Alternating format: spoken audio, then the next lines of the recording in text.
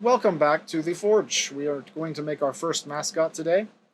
The most simple possible mascot we can make. And on the Finalize tab here, I'm going to show you this checklist of stuff.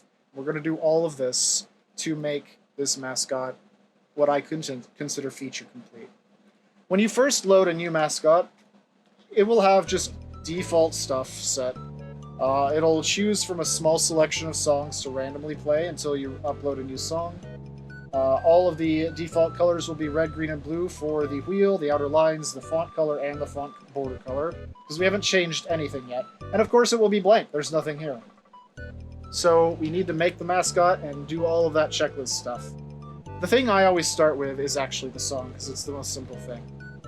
So let me just drag this over here, and we will see we have two things we're working with today, a song and a GIF. That's it. That's all we're going to mess with today. So if I go to the audio tab, and then open up the song thing, you'll see that there's this drop files here to upload box here. You can actually click on it to select the file if you want, but I find it easier to just drag, so I'm just going to do that. It's going to take a second to upload that song. And as soon as it's done, the song changes. It's that easy. We've already put the song in there. So now if we reset the wheel, we'll see that the song is now set to our beautiful robot unicorn song. I don't know why that took so long, but nonetheless, there it is. Alright, song done. Now we need a sprite to go with it. I like to work with the sprites before I mess with the colors for anything, for reasons I will get into shortly. But to add a sprite, we just go to the Sprites tab and hit Add Sprite. Now we have this empty sprite with nothing in it, but you'll notice that this also has a drop box here that you can drop things into. So again, we're just going to drag this GIF over onto that, and there we have it. We already have the unicorn in place. It's not correct yet, but it's there. So for this very simple example of a mascot, all we need to do is really reposition and scale it up, and that is done in the General tab and the Scale tab. In the General tab, my first advice to you is to always name your sprite something unique so that you don't get lost in the list of sprites once you're working with a bunch of them. You can just hover over it to see what it is, but trust me, it's in your best interest to get into the habit of just renaming them immediately. So this is now named Unicorn, as you can see. That's where you name it in the General tab. And then we have the position stuff here to put it where we want it.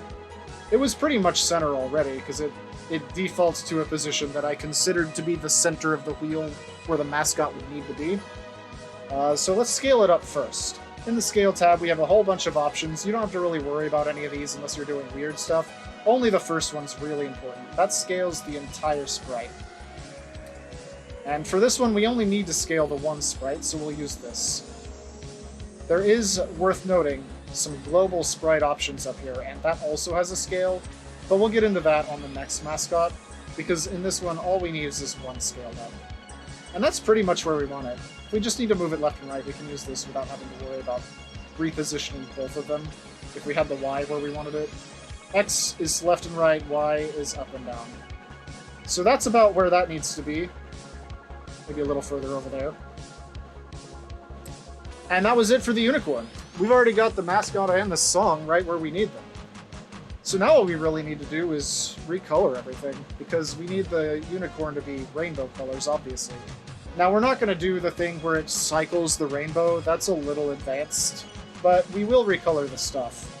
So in the Segments tab here, as I mentioned, that's for each spoke of the wheel is a segment, so the Segments tab is where you deal with those. All we're going into is the segment color and the colors. Once again, we've got these beautiful sliders here for each color. You can actually move them around, although it's not really important. And this is where we are going to recolor these segment colors. So we're going to make them all the colors of the rainbow. We need orange, we need yellow, and you'll notice as I change these, it will just automatically recycle the colors onto the wheel. We need blue. I'm going to have a light blue and a dark blue. And we're going to have a purple. I forgot green.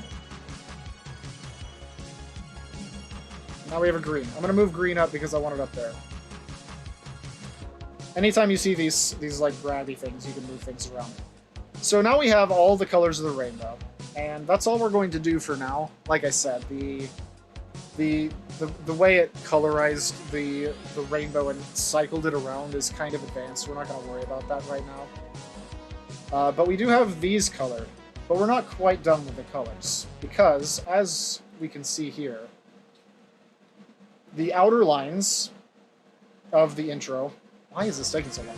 The outer lines, the text, and the border are still only red, green, blue. We haven't changed those yet. Those are in the intro tab. So if we go over to the intro tab, we have the outer lines colors, we have the text outline colors, and we have the font colors. These are the three important parts. As you can see, they are all red, green, and blue. I don't know why this blue is different, or why this isn't. Oh, I was messing with these earlier. That's why. Normally they would start all just this. My bad. I had saved a change from this before. Ignore that. Pretend they're all this color. Doesn't matter. They would all be this color for you. They should be red, green, and dark blue, not light blue. That should be down here in dark blue, but don't worry about it. We could change all of these manually. The same way we changed the robot unicorn and make them all the right colors. But there's an easier way. We don't have to do that. If we go back to the segments, we already did all the colors we want right here. So there are these beautiful buttons up here that you already probably saw. One for adding a new color, and if you add one you don't want, you can hit this X to remove it again. There's also copy, paste, and duplicate. Duplicate will take all of these colors and make another copy in this same section. We don't want to do that. We want to copy and paste. So we're going to copy this set of colors. And it didn't look like it did anything, but don't worry, it did. So once we've copied a set of colors, we can now paste that set of colors elsewhere, such as here, and here, and here. So we have changed the outer line colors, we have changed the font outline colors, and we have changed the font colors to all be rainbow. So now if I reset the wheel, you will see that they have more options that they're choosing from. It only chooses one for each of them currently. So this one now has yellow, that's now orange, that's yellow. If I reset again, you will see that they are different. Light blue, dark blue, yellow. So that's it. All of these are now rainbow as well. And that's all we had to do. And that's most of what we have to do here. All that's left is the Finalize tab. So we made our mascot, we uploaded a song, we changed the segment colors, we copied those colors into the outer line colors and the outer line and font colors. Now all we have to do is name and ask the mascot and add the preview image, and both of those are right here. So if we name this unicorn, we're already done with that one. And then for the preview image, we can just upload the same image from earlier. And we're done. We have just made our first complete mascot. It has been 8 minutes. That is the very bare bones basic everything you need to do to make a mascot in the most basic form.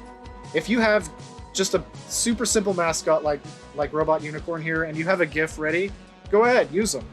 GIFs are great for simple things like this, but I will preface this by saying that this is the only GIF you will ever see me upload because GIFs limit what you can do. There are so many things that become available, more complex ideas that you can do by not using a GIF. For example, if you have one frame you want to change in that GIF, you get to make that GIF all over again. If you want to change the speed of that GIF, you get to make that GIF all over again. If you instead use individual sprite frames instead of the GIF, you can change all of that in the Forge and do a whole bunch more stuff as well. So this is the only time you'll see me use an actual GIF. I have only used GIFs 5 times throughout the 74 mascots that I have made, and 3 of them, I think 4 of them actually, were because the original way I was making them made it so that I had to use GIFs, I couldn't use individual frames, and that is no longer the case with the Forge here on this site. I don't even have to do that anymore. The only time I have used GIFs on the Forge here are because I had them in GIF form already, and I wouldn't have done it if I hadn't already done it before. So, this is an example of a GIF that I've used because I had to. I didn't have another option for Robot Unicorn. This is the only thing on the entire internet I found for it, so I had to use this. And it was just a meme at the time. SpongeBob is another example. The background had SpongeBob and Patrick already animated on it as a single image, so that's just a GIF I had to deal with. But generally speaking, when I'm making a mascot from scratch, I will not use GIFs, I will use individual frames. I will grab the frames from a sprite sheet, line them up ahead of time so that they're already ready to just get dropped in and as if they were being made into an animated GIF, and I will use them here because it's so much better. But now that I've got that huge rant out of the way, this concludes episode 2. Just to recap, we did all this. We went into the audio tab and uploaded a song. We went into the sprites tab, made a new sprite with add sprite. We went into the sprites information here. We uploaded that GIF. We repositioned it. We scaled it, and that was all we had to do for that.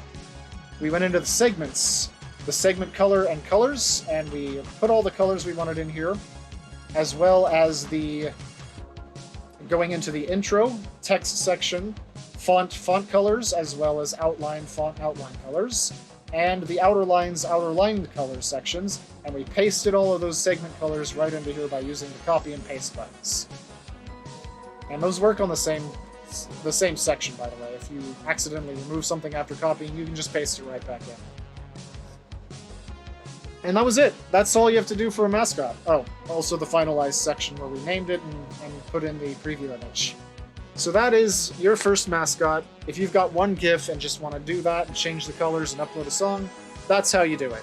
It doesn't take more than a few minutes to do that, and you can make a lot of very simple mascots very quickly in this format. But like I said, next up we're doing Mario. We're going back to the roots. We're going to show multiple sprites getting added. We're going to show animation frames and how to not use a GIF. And that will be basically all you learn for Mario.